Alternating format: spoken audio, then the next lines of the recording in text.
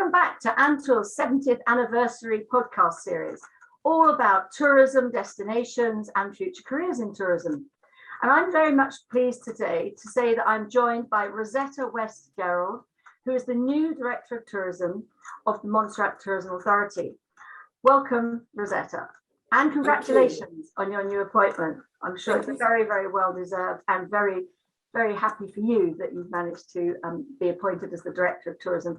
We've obviously been working with you for a few years now as ANTOR, and just generally out of interest, what have you found ANTOR has brought to you? You're a destination that doesn't have a UK office, so you're one of our virtual overseas members, and you've been very proactive in all our activities.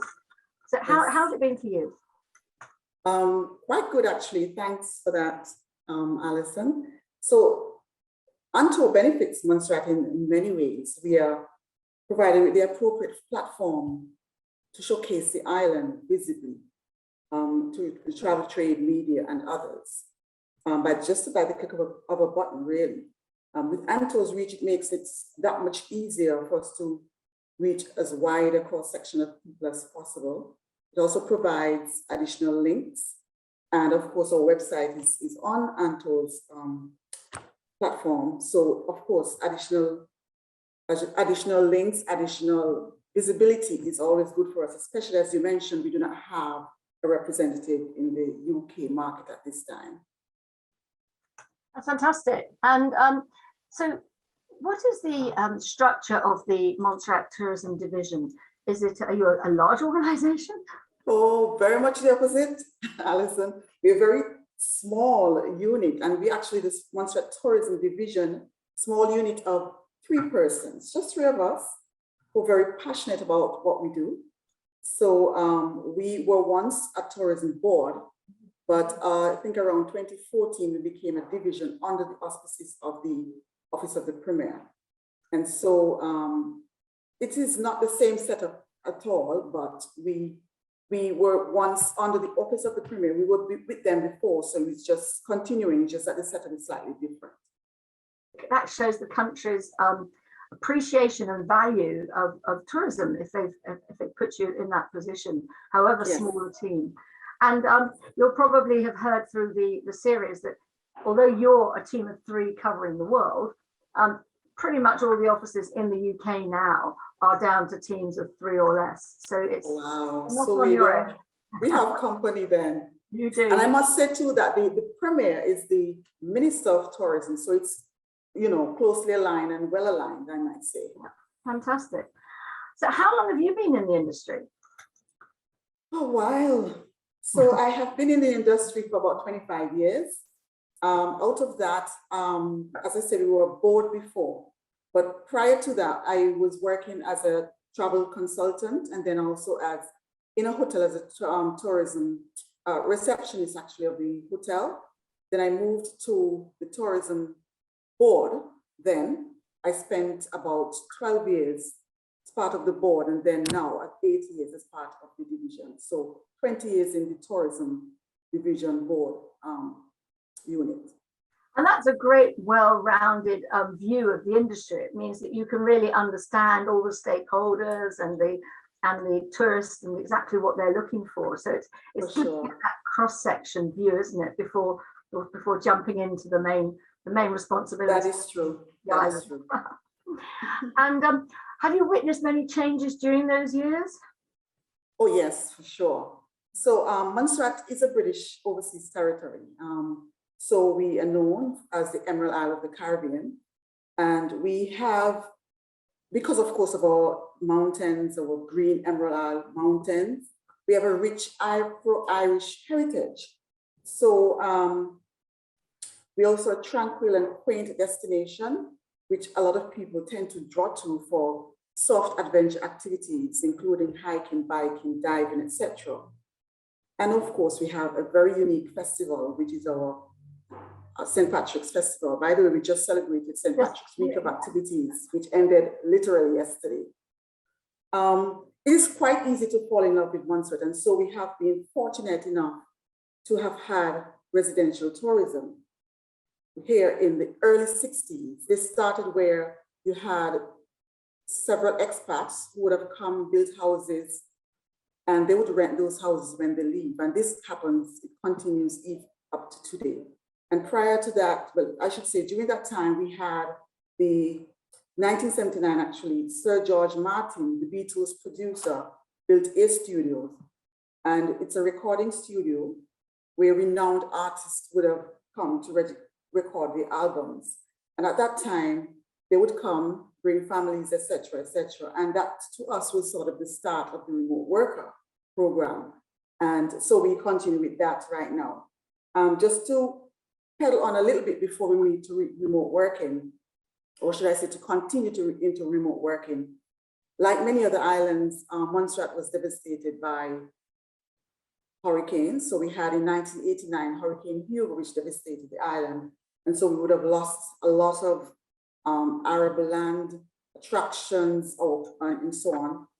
But these came back into being because we rebuilt thanks to funding from the EU, as well as the European Union, as well as DFID. So we continued on and we sort of started back on an upward trend. So in 1992, things were looking good again, but then smack in the middle of 1995, we had our volcanic eruptions, which continued for some time. And that would have caused havoc, so to speak, on the island as a whole. We had a mass migration of about 50% of our local population migrated to the UK and other parts of the world. And apart from that, you had villages, about 9 villages that were totally destroyed. Then you had Port, our Plymouth, that is our capital, that was destroyed, and the airport destroyed. So of course we were starting from scratch, literally, a few years back. Of course, with all of that, you had tourism arrivals literally plummeting. This has since started to increase again. So tourism arrivals started to improve again. So around 2008, we started to see some improvements, etc.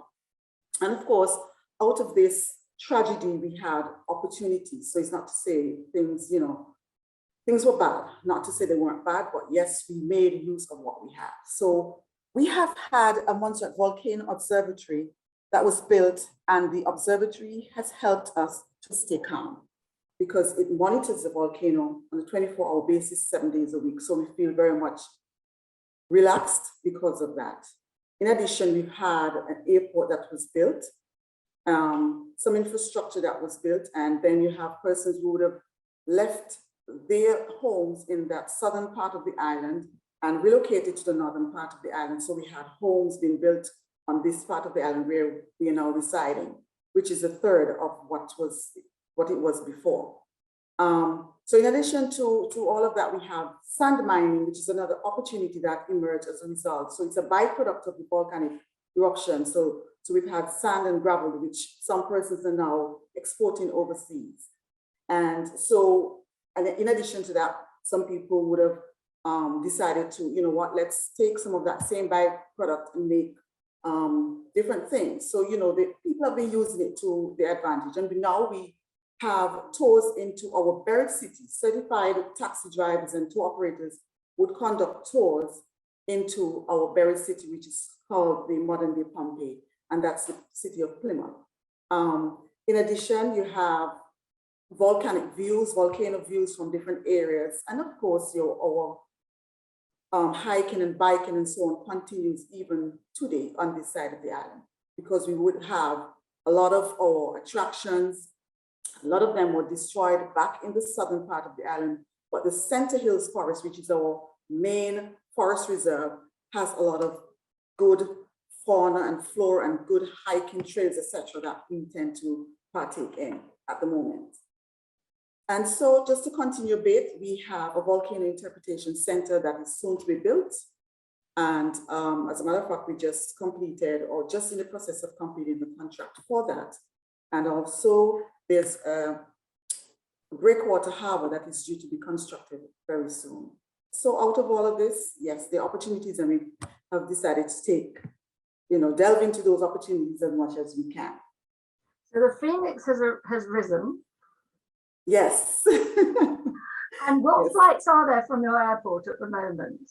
We do have small airlines. So we have two islanders, 7-seater islanders that go back and forth to Antigua, because Antigua is our main hub at the moment. Only 15 minutes flying time, really, but that's our main hub. And during St. Patrick's Festival, which we just had, and also the Christmas Carnival, which we had, as I say, Christmas, we had additional flights from Winnie, which is a twin otter service that came to, assist with moving passengers back and forth to the islands. That's fantastic. And it's a good contrast with Antigua. So it would be an ideal twin center holiday. Very much so. When you're going, and it's something that we actually promote as well, along with Antigua. That's fantastic. And I'm guessing that you've got your remote working off. You were obviously ahead of the game, so everyone was raring to go when COVID hit. Yes. And how are you recovering from COVID? And what's the sort of situation now with the UK, USA, or European business? Okay, so COVID, as you know, would have, stunted everything on the island, and we closed our borders just when it started in March. And the same year when it started, we had a lot of people here for the St. Patrick's Festival. So a lot of people had to leave, unfortunately. However, we stayed closed for a while, and the government of Montserrat reopened the borders on the 1st of October, 2021 to vaccinated travelers. Prior to that, though, persons who were homeowners and residents of Montserrat were allowed to come into Montserrat, even though the borders were closed. So you have now persons who are visitors who would come, they would have to be vaccinated, but unfortunately, they would have to stay in quarantine for 5 days. And of course, they would have to have a negative PCR test upon entering Montserrat. Since the start of the pandemic, Montserrat was fortunate. We only had overall 174 active cases and 2 deaths. Currently, we have 0 active cases. So I think we would have fared well in that respect, due to, of course, the stringent rules that the government of Montserrat would have put in place with regards to the whole pandemic. And in addition to the rules, they would have done some training and, help to let people know what to do in the event. Of course, mask wearing and so on, it's a norm here. It's not mandatory on the roads and so on, but generally when you're going into shops or businesses, you should be wearing masks. And of course, all of these different rules, etc., will be reviewed on the 31st of March, 2022. So these things may change by then. And I must say too that our port, which is for cruise and yacht visitors, remains closed at the moment. Okay. And this as well will be reviewed March 31st, 2022. And what size is the population at the moment? The population stands at around 5,000 people. Okay, so you've done really well, haven't you, for keeping everybody safe and well. And when you were at your height of tourism, what were your tourism figures then? Do you know that? Height of our tourism, our figures were in about 1992, 93, about 30,000 plus. And it went down, understandably, during the volcanic situation. And in 2019, we had over 20,000 visitors.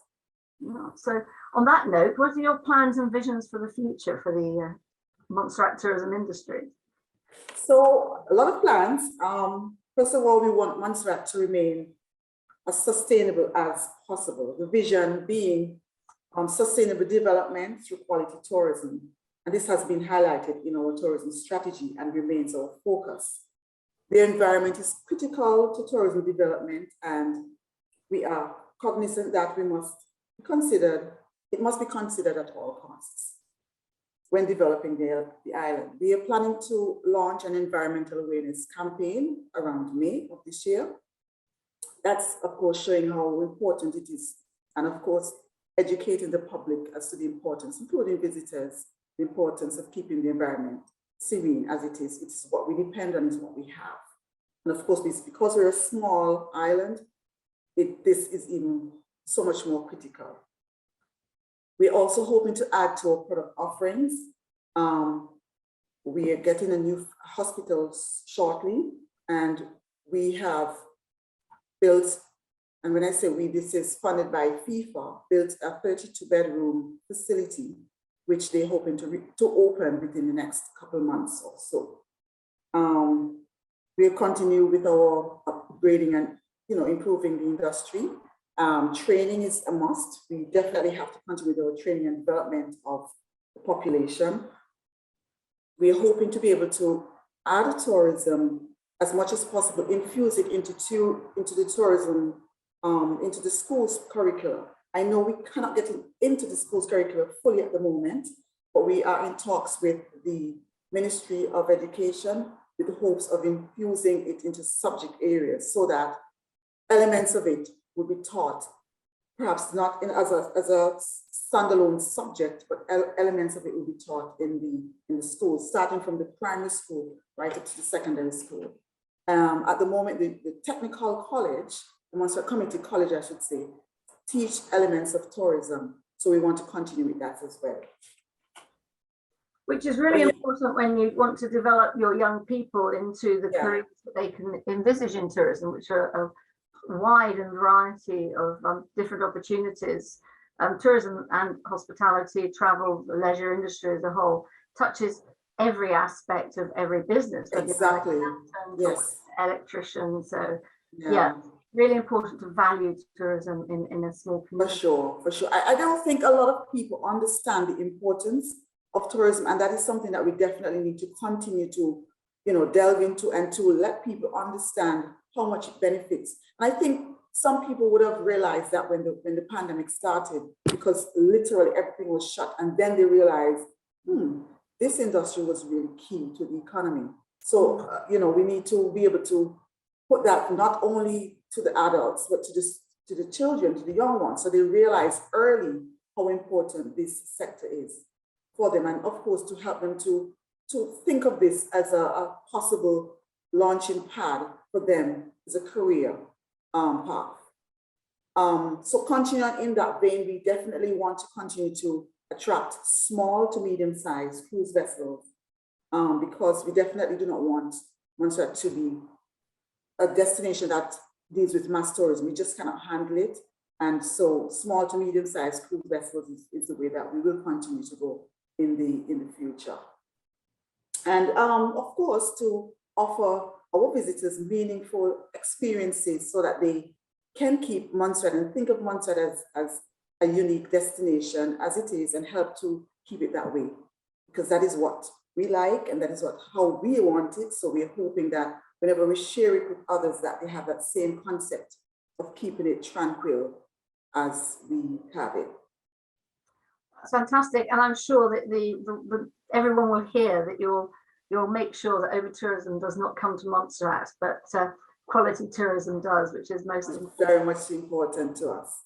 And as I say again, because we are so small, it's what we have, and as a result of that, we have to very much be targeted in our approach to getting visitors. Absolutely. And talking about visitors, you said that the cruise and the port is closed at the moment. Does that mean that the ferry is closed as well, or is there a ferry between Antigua? The ferry has discontinued just at the peak of the pandemic, because of course, because the borders were closed, it did not make sense. So the plan hopefully is to restart the ferry service, and then that would continue from the port. But as I said, we are getting ready to build a breakwater, which is important because when there's high seas or winds and so on, the ferry and other vessels find it difficult to land at the port as it is. So it's key for us to have a breakwater, which we're hoping to do, and which we're planning. And as a matter of fact, they have already started to look into clearing areas, etc. So it's definitely a reality. Fantastic. Well, thank you so much, Rosetta. And I think the quality of today's recording and podcast shows that you're definitely up there with your communications as well on Montserrat. Yes. And people don't have to worry about remote working or anything once they're on your... No, not at all. And we have high-speed fiber. We just recently had those put into homes and businesses. So definitely high-speed internet coupled with a secure, secluded and very, what do I say, green environment. What else can one ask for? Exactly. And I'm sure, looking at your smiley face, that our listeners can't see, hospitality will be top of the game. So thank you so much, Rosetta. Thank you for your time. Thank you. You're very welcome. Thank you. Take care now. Thank you.